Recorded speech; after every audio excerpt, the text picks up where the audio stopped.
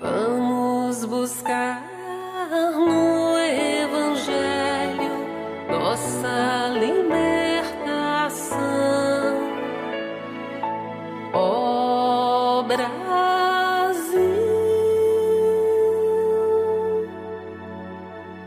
pátria amada do nosso coração.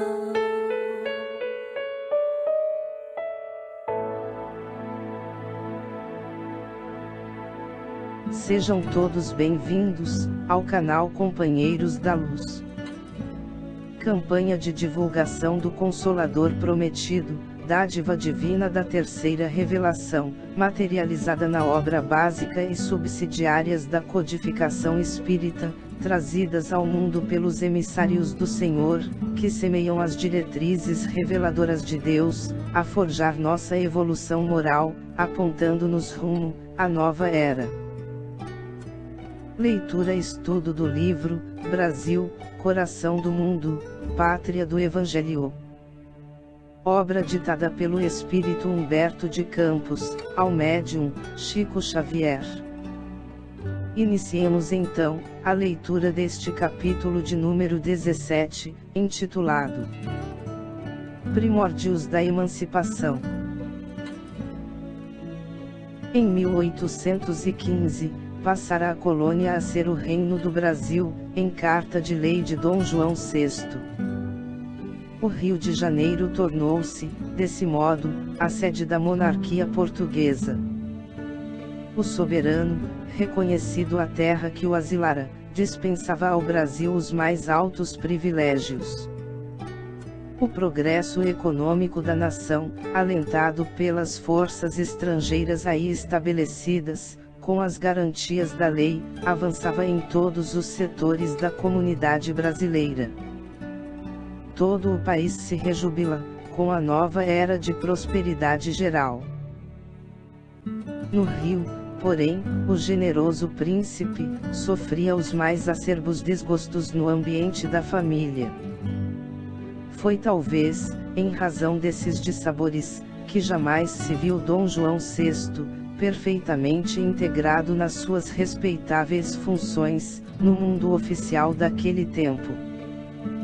São conhecidos o apego do soberano, aos seus almoços solitários, sem as etiquetas da época. Seu retraimento e desleixo, quanto às pequeninas formalidades, que constituem o problema da elegância de um século. Com as roupas desabotoadas, mal contendo o corpo nas suas dobras em desalinho, muitas vezes foi ele visto, alheio às sérias preocupações da sua autoridade suprema, como se o seu espírito vagasse na paisagem de outros mundos. Dom João se acostumara à maravilhosa beleza do sítio da Guanabara, e se tomara de amor pela pátria, que os seus valorosos antepassados haviam edificado. Enquanto Napoleão Bonaparte lia o Eclesiastes em meio dos seus infortúnios, na ilha solitária de Santa Helena, para se convencer de que todas as glórias humanas não passam de vaidades e alucinação de espírito, o príncipe regente preferia fazer os seus passeios pelos arredores do Paço de São Cristóvão, esquecido das mentiras sociais da corte de Lisboa. Aqui, no Brasil, ao menos o inédito dos céus sempre azuis, e das encantadoras perspectivas dos morros verdoengos e floridos, representavam um anestésico para o seu coração dilacerado de filho, de esposo e de pai. Suas preocupações se dividiam entre a mãe demente, a esposa desleal e incompreensível, e o filho perdulário e estróina. No seu cérebro, não havia lugar para considerações em torno das transformações políticas da época, e a antiga metrópole portuguesa continuava sob a orientação dos homens públicos da Inglaterra. Em 1816, desprende-se do corpo enfermo e envelhecido, o espírito de Dona Maria I. A rainha experimentara algo de lucidez, nos seus derradeiros dias de supremas tribulações. Por muito tempo, contudo, esteve apegada às ilusões do seu trono, perseguida pelo vozerio das entidades desencarnadas, em virtude de rigorosas sentenças de morte, por insinuação dos seus confessores, e dos seus ministros. As torturas da terra, acompanham no além, aqueles que a semearam na face do mundo, pelo que o calvário da infeliz soberana, não terminou com os seus últimos dias no orbe terrestre. No ano seguinte, casou-se o príncipe Dom Pedro com a arquiduquesa Leopoldina da Áustria. Alma sensível e delicada, essa princesa europeia foi trazida ao Brasil, de acordo com as determinações do mundo invisível, para colaborar na realização dos elevados projetos de Ismael, e dos seus mensageiros. Somente o seu coração, doce e submisso, poderia suportar resignadamente as estróinices do esposo, em um dos períodos mais delicados da sua vida, sem provocar escândalos, que acarretariam atraso, na marcha dos acontecimentos previstos. A esse tempo, em todas as cortes da Europa, sopra fortemente o vento do liberalismo, pressagiando o fim do poder absoluto. A República Francesa havia desferido tremendos golpes, em todos os preconceitos do sangue e da autoridade. As constituições, moldadas na célebre Declaração dos Direitos do Homem e do Cidadão, surgiam em todos os países, dando ensejo à renovação das liberdades políticas. Depois da morte de Dona Maria I, Portugal não se resigna à situação de subalternidade, a que o conduzirá a caprichosa vontade de Dom João VI, perseverando em permanecer no Brasil, e prepara todos os elementos, para a insurreição contra a ditadura despótica de Beresford, em cujas mãos inábeis de administrador, se encontrava o poder. A maçonaria que, em todos os tempos, defendeu os princípios da liberdade e da fraternidade humanas, solicitada por elementos de Lisboa, e de Pernambuco, não hesita em estender o seu concurso à independência do Brasil, que constituía assunto de só menos importância para os portugueses, desde que o soberano regressasse imediatamente à Europa, colocando-se à frente dos negócios do trono. A verdade, todavia, é que os pernambucanos exaltados, não esperam a solução pelos processos pacíficos, e exacerbados os antigos ódios entre brasileiros e portugueses, que já haviam levado Recife e Olinda à guerra fratricida, promoveram a Revolução de 1817, na qual se sacrificaram tantas vidas.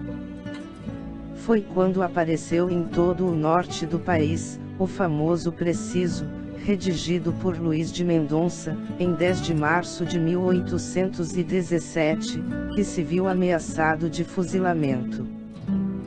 As comissões militares, designadas para reprimir o movimento, ordenaram morticínio e crueldades, que consternaram o coração do próprio rei, induzindo-o a mandar suspendê-las sem perda de tempo, a fim de que cessassem as arbitrariedades dos executores das ordens do Conde dos Arcos. A 6 de fevereiro de 1818, dia da sua coroação, o soberano concedeu anistia a todos os implicados. Ismael e seus emissários conseguiram, com a proteção de Jesus, fazer desabrochar por toda parte os albores da paz, lançando os alicerces da emancipação do Brasil. Em 1820, rebenta em Lisboa, e no Porto, a Revolução Constitucionalista. Portugal, reduzido à condição de colônia, desde a ocupação de Junot, reclamava a volta imediata da família real à metrópole portuguesa, e o regime da Constituição, para a sua vida política. As próprias tropas, que estacionavam no Pará e na Bahia, aderiram ao movimento da pátria. Dom João VI busca procrastinar as suas decisões.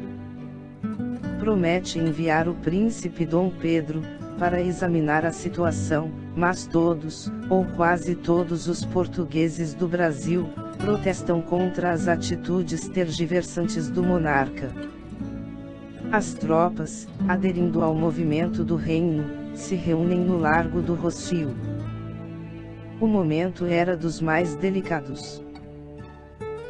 Os colaboradores invisíveis, no entanto, desdobram suas atividades conciliadoras, junto de todos os elementos políticos presentes na cidade, e Dom Pedro, depois de algumas combinações necessárias e rápidas, corre ao Paço de São Cristóvão, de onde traz um decreto antedatado, com a assinatura do soberano, declarando que aceita, e mandará cumprir a Constituição da Junta Revolucionária de Lisboa.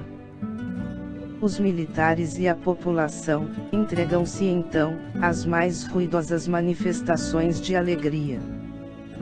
Girandolas e bandeiras celebram nas ruas cariocas o acontecimento. Entram, porém, em jogo os interesses de Portugal e do Brasil. A 7 de março de 1821, Dom João VI torna conhecida a sua resolução de regressar a Lisboa. Logo os favoritos da sua corte lhe insinuam a supressão de todas as liberdades que ele havia outorgado à pátria do Evangelho. Mas a mentalidade brasileira protesta pela voz dos seus homens mais eminentes. O generoso soberano, cujo reinado transcorria num dos períodos mais críticos da história do mundo, foi obrigado a deixar no Brasil o filho como príncipe regente. No momento das despedidas, profere ele a famosa recomendação: Pedro, se o Brasil se separar de Portugal, antes seja para ti, que me respeitarás, do que para algum desses aventureiros. Chegamos ao final deste capítulo. Não percam o próximo de número 18, no limiar da independência. Muito obrigado, boa reflexão, que Jesus abençoe a todos.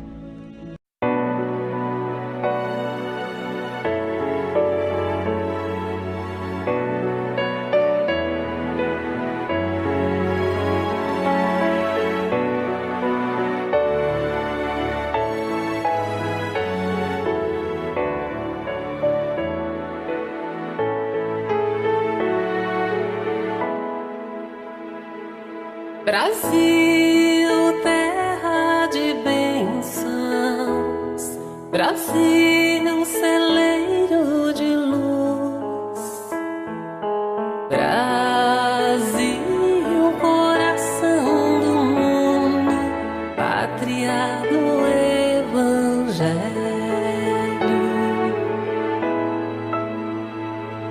Brasil, reconstrução, Brasil, renovação,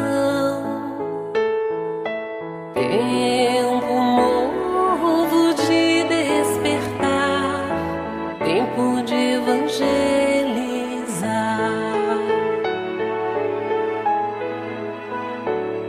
Bela é a vossa gente, buscando resgatar um passado cheio de erros, no presente a trabalhar.